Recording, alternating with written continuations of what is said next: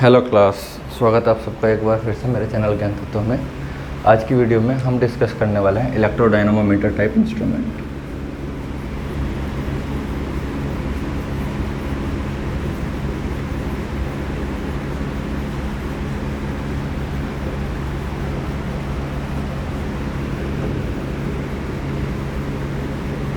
देखो, अभी तक जो है हम पीएमएमसी टाइप इंस्ट्रूमेंट पढ़ चुके हैं, जो कि एवरेज वैल्यू को रीड करता है, या फिर हम सीधे सीधा कहें तो साइन वेव के लिए तो एवरेज वैल्यू हमारी जीरो होती है, प्योर साइन के लिए तो वो डीसी वैल्यू के लिए ज़्यादा अच्छे से प्रेफरेबल है। इसके बाद हमने पढ़ा जो है MI type instrument, moving iron type instrument, जो कि हमारा जो है एसी क्वांटिटी के लिए भी वर्क करता है, डीसी क्वांटिटी के लिए भी वर्क करता है। लेकिन उसमें जो है हमको क्या करना पड़ रहा था, एसी के लिए थोड़ा चेंज करना पड़ रहा था। वो डीसी के लिए आप उसको कैलिब्रेट कर रहे थे, लेकिन एसी के लिए एग्जैक्ट सेम रिजल्ट नहीं दे रहा था वो। उसके लिए क्या करना पड़ता हमको, उसमें थोड़ा चेंज करना पड़ा था। थोड़ा जो है एसी के लिए अगर आप उसको डिज़ाइन कर रहे हैं, डीसी के लिए डिज़ाइन करें, काम वो कर सकता है, लेकिन दोनों में कुछ परसेंट का एरर हमको देखने के लिए मिलेगा। अगर आप चाहते हैं कि उसमें कोई एरर देखने के लिए ना मिले तो फिर आपको उसमें थोड़ा चेंज रखना पड़ेगा, उसमें थोड़ा जो है मॉडिफिकेशन करना पड़ेगा। ठीक है, अभी नेक्स्ट आता है हमारा इलेक्ट्रोडायनामो टाइप इंस्ट्रूमेंट। इसमें क्या है, ये एसी और डीसी दोनों के लिए काम करता है।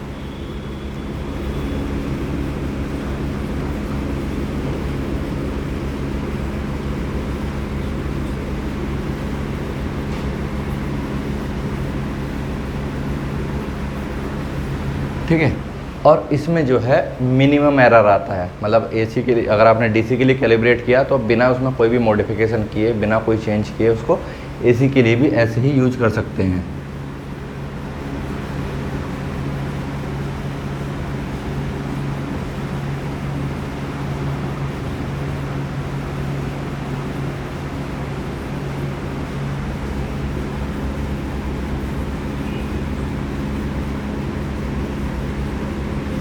तो इसका मेन एडवांटेज तो यही है कि इसमें एरर मिनिमम है। हालांकि पीएमएमसी जितना एक्यूरेट नहीं है, पीएमएमसी तो मोस्ट एक्यूरेट है, ठीक है, लेकिन एरर इसमें मिनिमम आता है। एसी के लिए अगर आप इसको डीसी के लिए कैलिब्रेट करते हैं तो आप उसको एसी के लिए भी यूज कर सकते हैं। ठीक है, इसके अलावा ये क्या करता है, ये आरएमएस वैल्यू रीड करता है।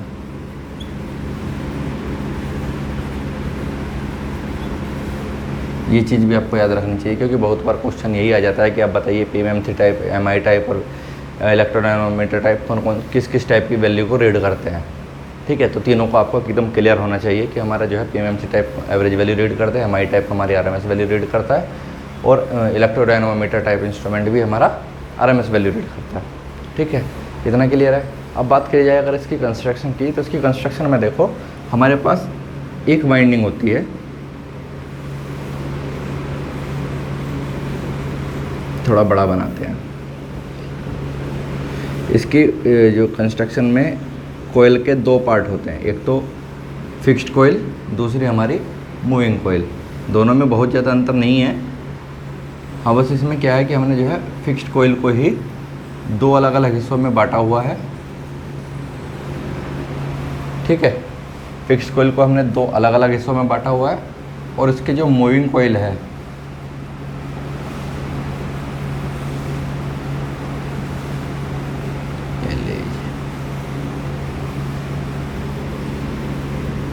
ये इलेक्ट्रिकली भी कनेक्टेड है और मैग्नेटिकली भी। इससे हमने जो है नेडल कनेक्ट कर दी, ये हमारा नेडल है।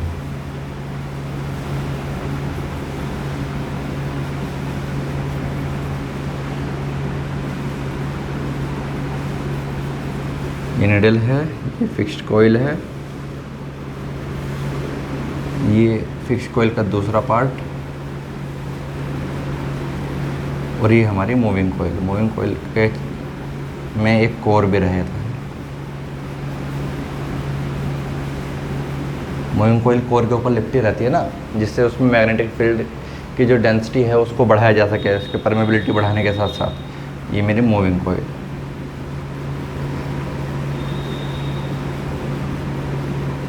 ठीक है, ये उसकी बेसिक सी कंस्ट्रक्शन है। इस बेसिक सी कंस्ट्रक्शन में होता क्या है कि जो फिक्स कोयल है, जिसके मैंने दो हिस्से किए हुए हैं, ये क्या कर रही है, ये एक मैग्नेटिक फील्ड बना रही है।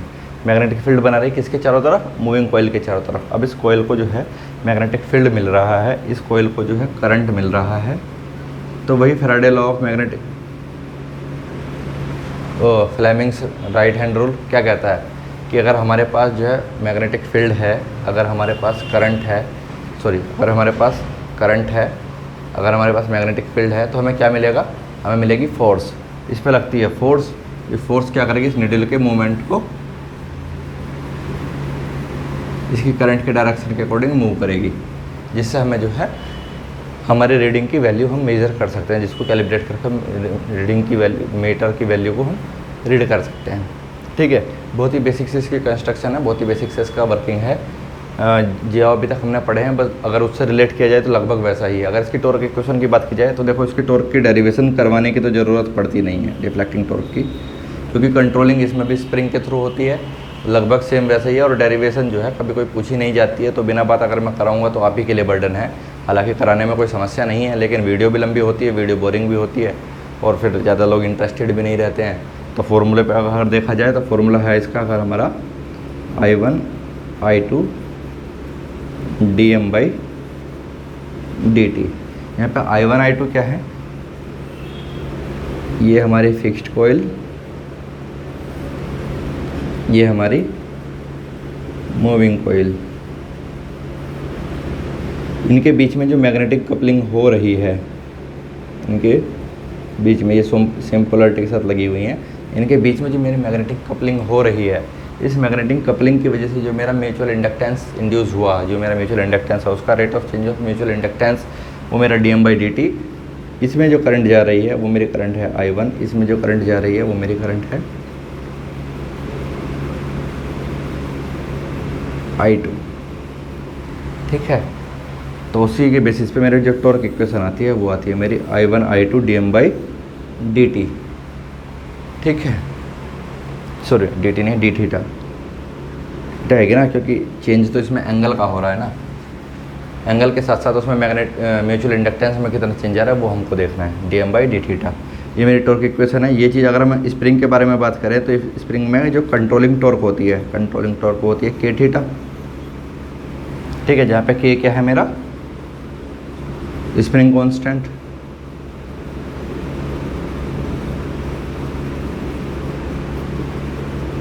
और थीटा वो एंगल है जिस एंगल पे जाके मेरी स्प्रिंग जो है डिफ्लेक्टिंग टॉर्क को बैलेंस करके रुक जाती है। जितना मेरा डिफ्लेक्टिंग टॉर्क लग रहा है उतना ही उसी के अपोजिट में मेरा क्या लग रहा है, कंट्रोलिंग टॉर्क लग रहा है। तो जब बैलेंसिंग की कंडीशन आ ही गई है तो बैलेंसिंग कंडीशन में हम कह सकते हैं कि deflecting torque equals to controlling torque, मतलब के थीटा इक्वल्स टू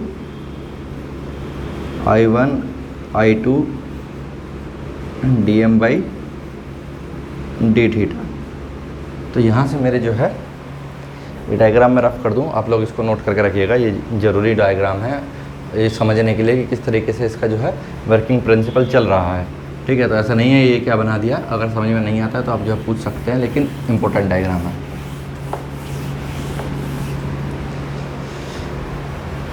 तो यहाँ से मेरा जो है अगर मैं एंगल निकालने लगा कि मेरा जो है मूवमेंट कितना हुआ मीटर के अंदर, तो dm by I1 I2 upon k dm by d theta, ये हो गया मेरा डिफ्लेक्टिंग एंगल निकालने का फॉर्मूला। सिंपल सा ये मेरा डिफ्लेक्टिंग टॉर्क निकालने का फॉर्मूला। अगर आप जो है MI टाइप इंस्ट्रूमेंट में देखो तो उसमें dm नहीं आता, उसमें dl बाई डी थीटा आता है। ठीक है, क्योंकि उसमें म्यूचुअल इंडक्टेंस जैसी कोई चीज़ आ नहीं रही है। ठीक, अब इसके बाद जो है अगर बात की जाए DC के लिए, अगर हम DC क्वांटिटी की बात करें तो उस टाइम पे तो I1 I2 के बराबर ही रहेगा। ठीक है, तो यहाँ पे मेरा डिफ्लेक्टिंग एंगल आएगा I square by k dm by d theta. ठीक, अगर AC क्वांटिटी की बात की जाए, मैंने कहा कि मेरे पास दो अलग अलग AC क्वांटिटीज़ हैं, जिसमें से म्यूचुअल इंडक्टेंस होने की वजह से जो I1 है वो तो हो गया IM1 sign omega T, I2 हो गया IM2 sine omega t plus phi. ठीक है, उसमें कुछ फेज शिफ्ट आ गया, तो ये फेज शिफ्ट है, फेज डिफरेंस है, इसको भी हम कंसिडर करेंगे। उसको ऐसा नहीं है कि आप इसको छोड़ के चल दोगे, तब हमारा जो है फॉर्मूला बन जाएगा कितना इसकी RMS वैल्यू, क्योंकि हमने कहा था कि हमारे जो RMS वैल्यू रीड करता है, तो I1 की RMS वैल्यू इंटू I2 की RMS वैल्यू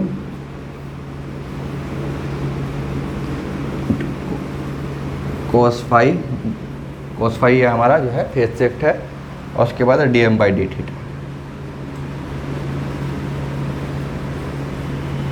ठीक है, ये हमारा फॉर्मूला बनेगा साइन वेव के लिए अगर उसके बीच में कोई फेज शिफ्ट आ रहा है। अगर फेज शिफ्ट नहीं आ रहा है तो cos फाई मेरा 1 हो जाएगा, क्योंकि एंगल 0, डिफ्लेक्टिंग एंगल 0, क्या बोलते हैं, फेज शिफ्ट का एंगल 0 हो जाएगा, तो हमारा जो है वैल्यू सेम रहेगी।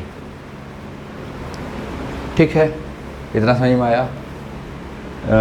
इसमें बहुत ज़्यादा नहीं है इलेक्ट्रोडायनामोमीटर टाइप इंस्ट्रूमेंट में, ठीक है, लेकिन वो अगर पुराने को आपने स्टडी किया हुआ है तो चीज़ें बहुत जल्दी जो है आसानी से क्लियर हो भी जाती है।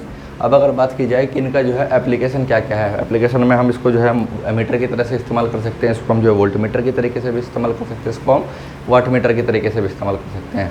बस इसके जो कनेक्टिंग डायग्राम्स हैं उसमें थोड़ा सा चेंजेस आएंगे। उन थोड़े से चेंजेस की वजह से हम जो है ये डिसाइड कर सकते हैं कि किस इंस्ट्रूमेंट हमारा जो है किस तरीके से यूज़ किया जा रहा है। ठीक है, एक बार उस थोड़े से चेंज को देख के एक बार वो भी देख लेते हैं। मैं इसको रफ़ कर देता हूँ, मार्कर में थोड़ा इंक डाल लेता हूँ, थोड़ा सूखने लगा है। ठीक है, अब देखते हैं इसकी एप्लीकेशन। इसकी एप्लीकेशन इलेक्ट्रोडायनामोमीटर टाइप इंस्ट्रूमेंट को किस तरीके से हम जो है एमीटर की तरह से इस्तेमाल कर सकते हैं, किस तरीके से उसको जो है वोल्टमीटर की तरह से इस्तेमाल कर सकते हैं, और किस तरीके से उसको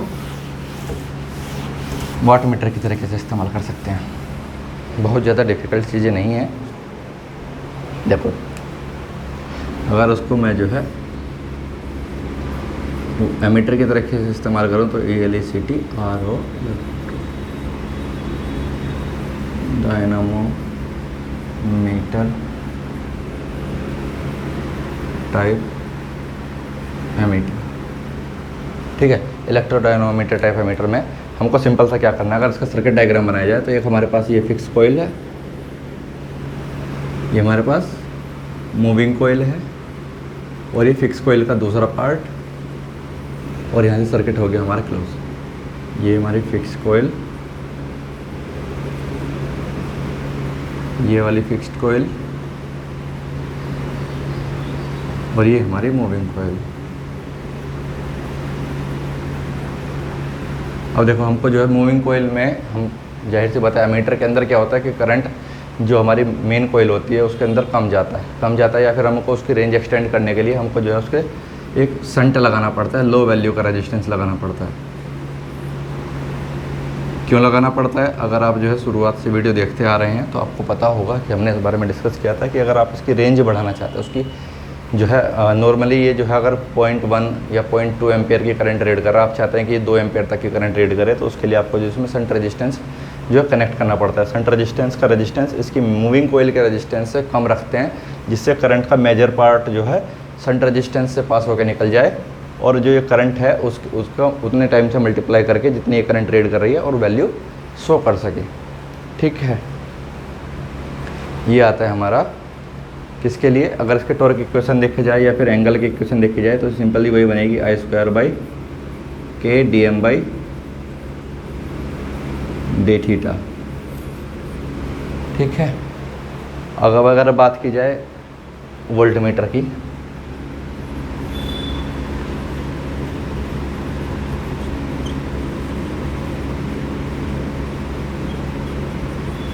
इलेक्ट्रोडायनामोमीटर टाइप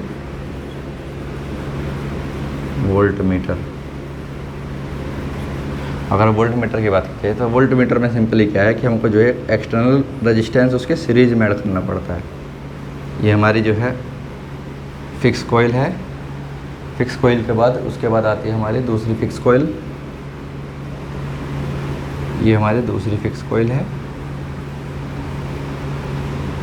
और ये आ गई मेरी मूविंग कॉइल इन दोनों के बीच में, और फिर मैंने जो है सीरीज में रेजिस्टेंस लगा दिया RS। ये सीरीज रेजिस्टेंस है जो कि पूरी तरह से नॉन इंडक्टिव है, इसको ध्यान रखना, नॉन इंडक्टिव रेजिस्टेंस है ये, इसमें थोड़ा सा भी इंडक्टेंस नहीं बढ़ रहा है। ये हमारी फिक्स कॉइल का पहला पार्ट, ये दूसरा, और ये हमारी जो मूविंग कॉइल है ये अभी भी जो है दोनों फिक्स कॉइल के बीच में है, जिससे इन दोनों की मैग्नेटिक फील्ड की वजह से वो रोटेट कर सके। यहाँ पे भी हमने जो इसको बीच में रखा हुआ है, यहाँ पे भी हमारी ये बीच में है। नॉर्मली इसको बीच में इसीलिए रखा जाता है जिससे रोटेट करने में हेल्प मिल सके, ठीक है।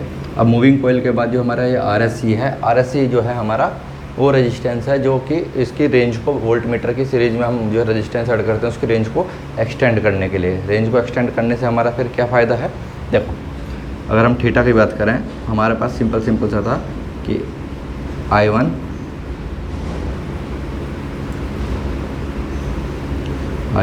I2 upon K DM upon d theta, simple, ठीक।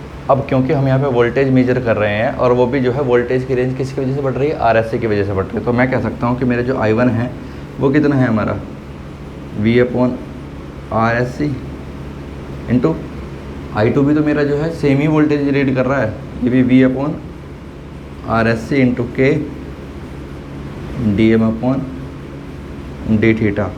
तो थीटा आ गया मेरे पास यहाँ से V square upon K RSE square into DM upon d theta. ये बन गया मेरा वोल्ट मीटर के मेजर करने के लिए मेरा जो फॉर्मूला बनेगा वो हम इस फॉर्मूले से मेजर करेंगे। अगर हम करंट मेजर कर रहे हैं तो हम इस फॉर्मूले से मेजर करेंगे। एक और आता है हमारा मॉडिफिकेशन इसका, वो है इलेक्ट्रोडायनोमीटर टाइप वाट मीटर, उसको एक बार और देख लेते हैं, ठीक है। अगर आपको जो है कोई चीज़ें समझ में नहीं आ रही, देखो अभी हम जो है थोड़ा फास्ट चल रहे हैं क्योंकि हमने जो है मूविंग आयरन टाइप इंस्ट्रूमेंट और PMMC टाइप इंस्ट्रूमेंट में काफ़ी टाइम दिया है, ठीक। तो काफ़ी टाइम देने का मतलब इसका यही रहता है कि जिससे हम वो जो है आगे वाली चीज़ों को थोड़ा फास्ट पढ़ सकें, क्योंकि हमने बेसिक्स को बहुत अच्छे से क्लियर किया है, ठीक।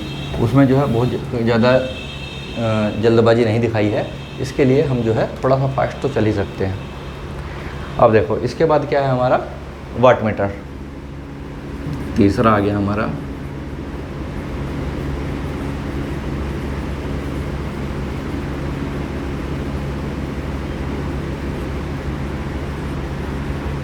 Type watt meter. Electrodynamometer type watt meter में हमारे जो फिक्स कॉइल है वो रहेगी सीरीज में। ये हमारे पास आ गया लोड,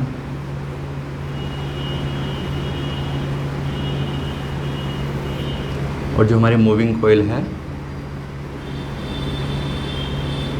वो रहेगी हमारे साथ संट में, जिसके साथ हमने जो है एक सीरीज रेजिस्टेंस भी लगाया हुआ है मूविंग कॉइल के साथ। ये मेरी मूविंग कॉइल, ये मेरी फिक्स कॉइल, और देखो जो मेरी करंट I1 है वो इधर से जा रही है, जो मेरी करंट I2 है वो मेरे इधर से जा रही है, ठीक। अब अगर मैं इसका जो है एंगल लिखने लगूँ, पहले क्या फॉर्मूला था मेरा, I1 I2 cos phi DM upon d theta, simply यही था। I1 तो I1 है ही। I2 की अगर बात की जाए तो I2 क्या है, जो वोल्टेज मैंने अप्लाई की, वोल्टेज V, उसके बाद V upon RSC into cos phi DM by d theta. अब अगर ध्यान दो तो देखो VI cos फाई पावर का फॉर्मूला बन गया, पावर का फॉर्मूला यही तो था, VI cos फाई, ये बन गया मेरा पावर, इसको पावर का पावर रहने देते हैं, upon RSC into DM upon d theta. यहाँ से मेरा जो है पावर का फॉर्मूला आ गया। ये भी ज़रूरी है, इसको भी ध्यान रखना है आपको कि अगर आपको पावर कैलकुलेट करनी है इलेक्ट्रोडायनोमीटर टाइप इंस्ट्रूमेंट की मदद से तो उसका फॉर्मूला हमारा ये बनेगा। कैसे आया उसके बारे में हम डिस्कस कर चुके हैं। इसके अलावा कुछ पॉइंट जो हमको ध्यान रखने हैं वो ये हैं, इलेक्ट्रोडायनोमीटर टाइप इंस्ट्रूमेंट जो है उस इंस्ट्रूमेंट में मैं लिखता भी चलूँगा साथ में, इसको मैं रफ कर दूँ।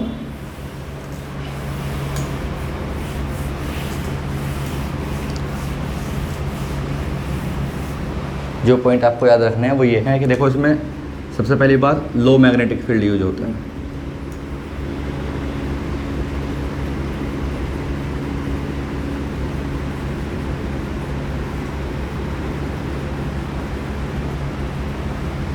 Works on low magnetic field. Low magnetic field कितना, 0.05 से 0.06 वेबर पर मीटर स्क्वायर। ठीक है, इतने मैग्नेटिक फील्ड अगर हमारा वीक है तो जाहिर सी बात है, वीक मैग्नेटिक फील्ड है तो इसमें हम क्या एडी करंट डैम्पिंग तो यूज कर नहीं सकते हैं। हम कौन सी डैम्पिंग यूज करेंगे? हम करेंगे इसके अंदर air friction damping.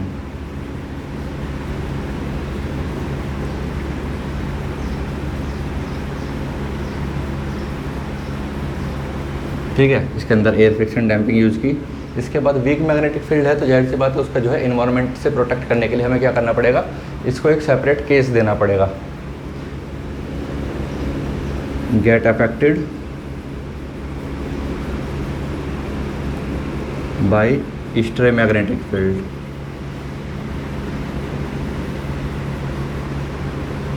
Stray magnetic field मतलब आसपास वाले मैग्नेटिक फील्ड से इस पे जो है अफेक्ट पड़ जाता है, जो इन्वायरमेंट मैग्नेटिक फील्ड है उससे जो है उसकी वैल्यूज़ में चेंज हो जाता है। ठीक है, मेटल की एक केसिंग देनी पड़ेगी जिससे क्या होगा, जिसमें स्ट्रे मैग्नेटिक फील्ड का इस पर इफेक्ट ना पड़े। Metal casing required to protect from stray magnetic field.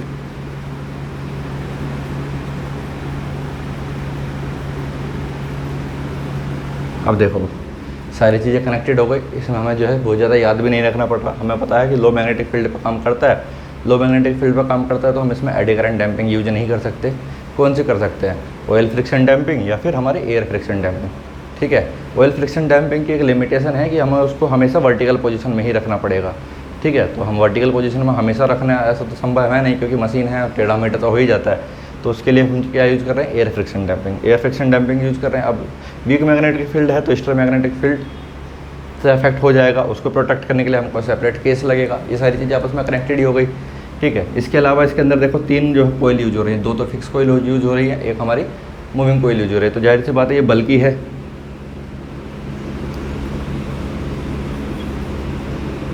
बल्कि कंपेयर टू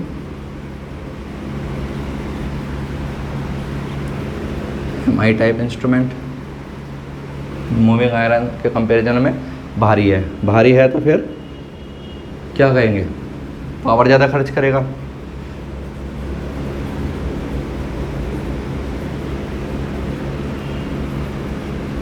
जाहिर सी बात, अगर कोई इंस्ट्रूमेंट भारी है तो उसको मूव करने के लिए मुझे ज़्यादा पावर लगेगी। ज़्यादा पावर लगेगी तो मैं कह सकता हूँ कि उसको वो वर्क करने के लिए ज़्यादा पावर लेता है। लेकिन हमने कहा था कि ये जो है ज़्यादा एक्यूरेट है, तो इसको लिख सकते हैं मोर एक्यूरेट।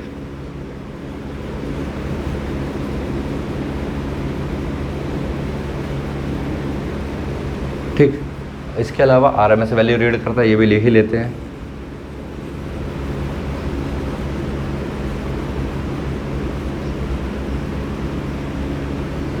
ठीक है, और क्या हो गया? कुछ छोटा तो नहीं है, लगभग सब कुछ तो बता ही दिया है। हाँ देखो, करंट के स्क्वायर के प्रोपोर्शनल होता है तो उसकी नॉन यूनिफॉर्म स्केल होती है।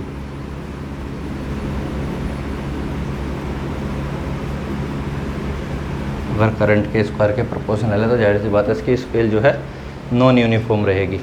ठीक, अब इसके अंदर जो हम कोर यूज़ कर रहे हैं वो एयर कोर है। एयर कोर का मतलब कोई भी मैग्नेटिक कोर यूज नहीं कर रहे हैं, तो जाहिर सी बात है इसके अंदर जो है हिस्टेरेसिस और एडी करंट लॉसेस नहीं होते। Eddy current and hysteresis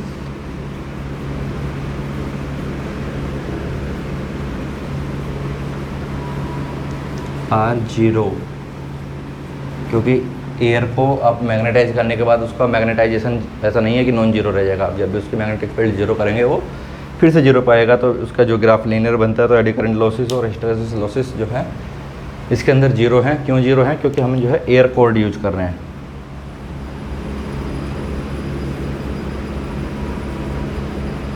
air cored winding used.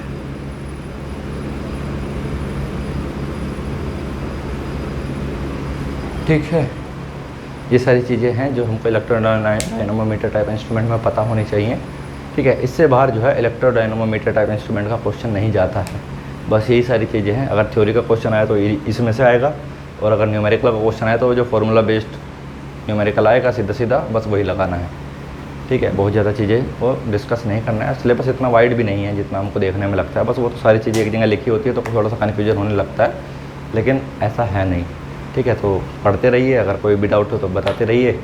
बाकी मिलते हैं अगली वीडियो में, जहाँ तक है हमारे जो है इंस्ट्रूमेंट ख़त्म हो चुके हैं। नेक्स्ट वीडियो में नेक्स्ट चैप्टर स्टार्ट करेंगे। ठीक है, थैंक यू।